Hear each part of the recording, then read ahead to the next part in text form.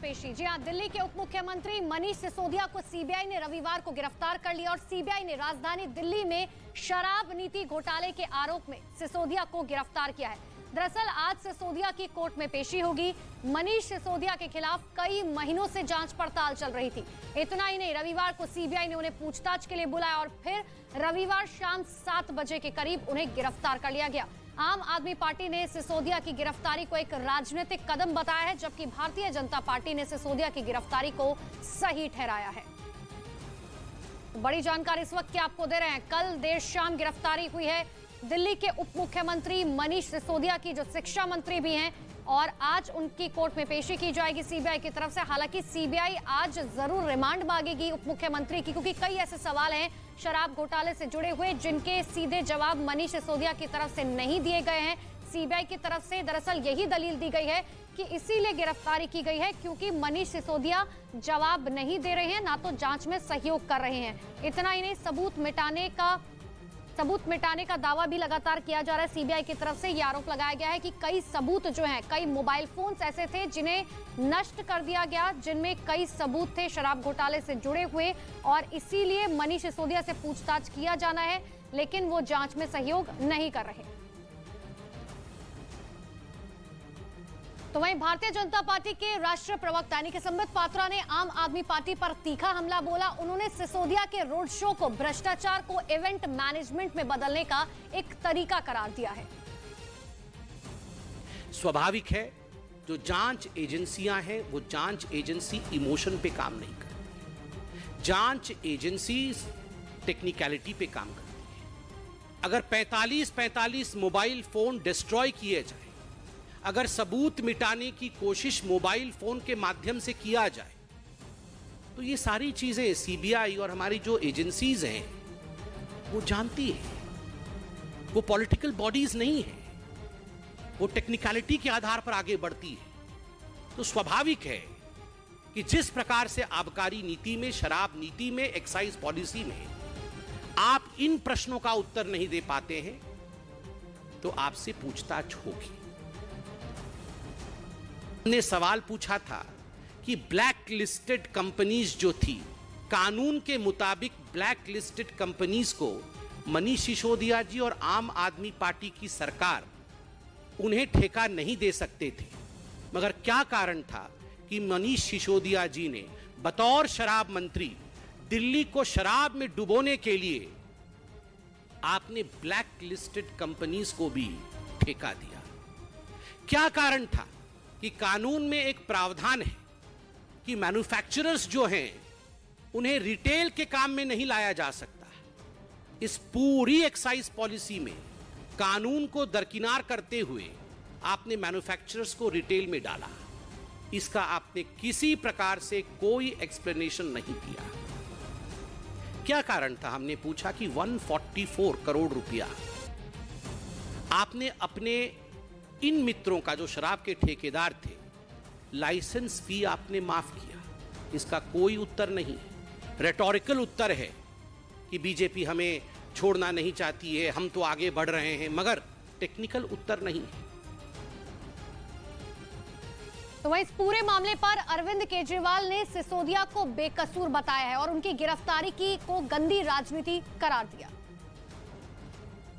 मनीष जी एक ईमानदार, देशभक्त और साहसी व्यक्ति हैं जो 24 घंटे देश की सेवा में लगे रहते हैं। पूरा देश देख रहा है कि किस तरह से उन्होंने गरीबों के बच्चों को अच्छा भविष्य देने के लिए उन्हें अच्छी शिक्षा देना शुरू किया था। पिछले 75 साल में शायद ये पहला शख्स है जिसने हर गरीब के घर में एक उम्मीद जताई थी। रिक्शे वाला, मजदूर, किसान, गरीब आदमी, कि उसका बच्चा भी बड़ा होकर उसको अच्छा भविष्य मिल सकता है।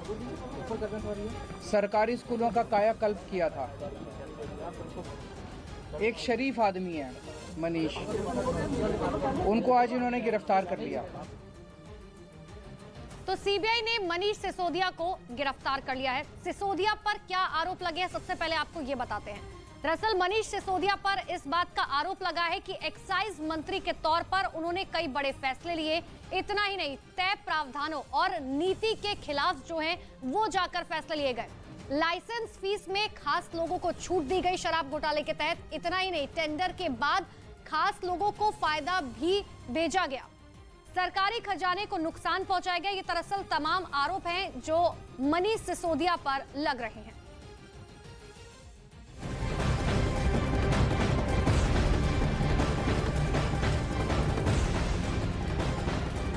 तो दिल्ली के उप मुख्यमंत्री मनीष सिसोदिया की गिरफ्तारी के विरोध में आज आम आदमी पार्टी बड़ी प्रदर्शन करने जा रही है। दरअसल भारतीय जनता पार्टी के मुख्यालय पर पार्टी के कार्यकर्ता और नेता दोपहर करीबन 12 बजे प्रदर्शन करेंगे। आम आदमी पार्टी पूरे देश में प्रदर्शन कर मनीष सिसोदिया की गिरफ्तारी का विरोध आज करने जा रही है। तो बड़ी जानकारी इस वक्त की आपको दे रहे हैं। मनीष सिसोदिया की गिरफ्तारी का विरोध आम आदमी पार्टी की तरफ से किया जाएगा। सीधे सीधे आम आदमी पार्टी की तरफ से कहा गया कि एक गंदी राजनीति का नमूना है और इसीलिए आज आम आदमी पार्टी पूरे देश भर में मनीष सिसोदिया के गिरफ्तारी का विरोध करने के लिए प्रदर्शन करेगी।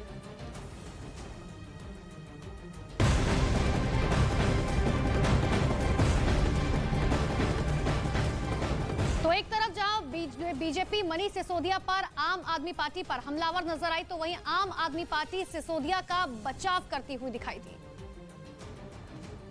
8 घंटे की पूछताछ के बाद दिल्ली के डिप्टी सीएम मनीष सिसोदिया को, जो शराब घोटाले में आरोपी थे, उनको गिरफ्तार कर लिया गया है। ये मात्र शराब घोटाले में दोषी होने के कारण ही गिरफ्तार नहीं किया गया। शराब घोटाले में सिर्फ संलिप्तता ही नहीं पाई गई है, उन्होंने सबूतों को नष्ट करने का भी काम किया है, जो कि और भी ज्यादा संगीन बना देता है इस अपराध को। हर कुछ दिन बाद ये खुद ही जज बन जाया करते थे लोग, और हर कुछ दिन बाद यही जांच एजेंसी बन जाया करते थे। किसी ने सही कहा है कि अपराधी चाहे लाख बचने की कोशिश करे, साक्ष्यों को नष्ट करने की कोशिश करे, लेकिन इस देश की जांच एजेंसियां, कानून अपराधियों तक पहुंच ही जाए। देश के एक क्रांतिकारी शिक्षा मंत्री के तौर पर जाने जाते और आप ही के भाईचारे से एक पत्रकार होते हुए अपना सारा कैरियर छोड़कर आम आदमी पार्टी के फाउंडर मेंबर मनीष सिसोदिया जी को आज इन्होंने एक झूठे केस में गिरफ्तार किया है। मैं कहूँगा ये मनीष सिसोदिया की गिरफ्तारी नहीं है, लाखों बच्चों के भविष्य की और उनकी उच्च शिक्षा की अवमानना है। और आइए अब आपको ये बताते हैं कि मनीष सिसोदिया को आखिर किन धाराओं में गिरफ्तार किया गया है। तो सबसे पहली धारा कौन सी है ये समझिए। दरअसल आईपीसी की धारा 120B यानी कि आपराधिक साजिश के तहत जो है उन्हें गिरफ्तार किया गया है। दूसरी सबसे बड़ी धारा आईपीसी की धारा 477A यानी कि खातों का फर्जीवाड़ा। इतना ही नहीं, भ्रष्टाचार निवारण अधिनियम की धारा 7 जिसमें लोक सेवकों की रिश्वतखोरी तक शामिल है।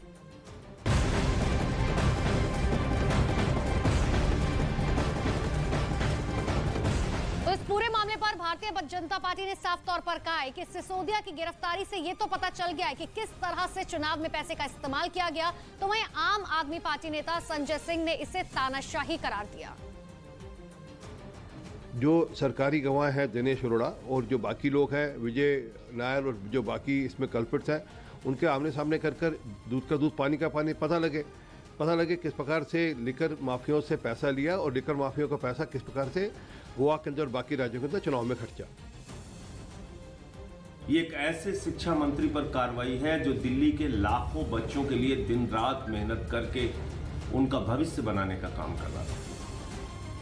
और अब आपके लिए ये समझना जरूरी हो जाता है कि आखिर ये शराब नीति केस है क्या जिसको लेकर ये पूरा बवाल मचा हुआ है। तो सबसे पहले इसको समझाने की कोशिश करते। देखिए, 17 नवंबर 2021 को एक नई नीति लागू की गई थी राजधानी दिल्ली में। दरअसल दिल्ली में 849 दुकानें खुलनी थी, सभी दुकानों को प्राइवेट कर दिया गया था। शराब दुकानों की बात कर रहे हैं। सबसे पहले 60% दुकानें सरकारी और 40% प्राइवेट थी, लेकिन लाइसेंस फीस 25 लाख से 5 करोड़ रुपए कर दिया गया। इतना ही नहीं, सरकार की तरफ से यह दावा किया गया कि 8,900 करोड़ राजस्व जो है वो इससे मिलेगा, जबकि दूसरी तरफ ईडी की बात करें तो ईडी ने यह दावा किया कि 2,800 करोड़ का नुकसान हुआ है। इतना ही नहीं, यह भी कहा गया कि बड़े कारोबारियों को फायदा पहुंचाने की वजह से ही ये शराब नीति लागू की जा रही है। इतना ही नहीं, लाइसेंस के लिए रिश्वत लेने का आरोप भी डिप्टी सीएम मनीष सिसोदिया पर लगा, जिसको लेकर सवाल लगातार पूछे जा रहे हैं। और आखिरकार में यह हुआ कि दिल्ली सरकार ने शराब नीति को रद्द कर दिया और अपना फैसला वापस ले लिया।